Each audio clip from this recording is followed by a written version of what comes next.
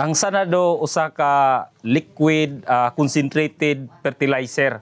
Ana siya gitawag nga OptiNutri formula, na siya gitawag nga complete set nutrients. So sa ato pa na siya macro o micronutrients nga gikinahanglan sa tanom, mahatag niya 15 ka mga essential elements nga gikinahanglan sa tanom naa na niani sa sanado Max Power.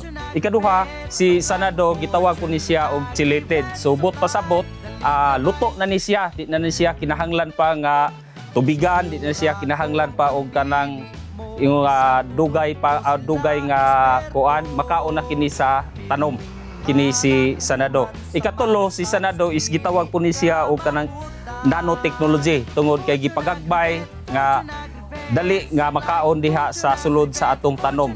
Si sanado na siya ay tulo ka klase nga produkto. Una is ang gitawag namo og growth booster. Si growth booster kini si ipuan, nindot kayo na siya para sa mga tanom nga mga bata pa, mao ni siya ay mupa-green, mupatambok, mupatag-as sa gamot sa atong humay.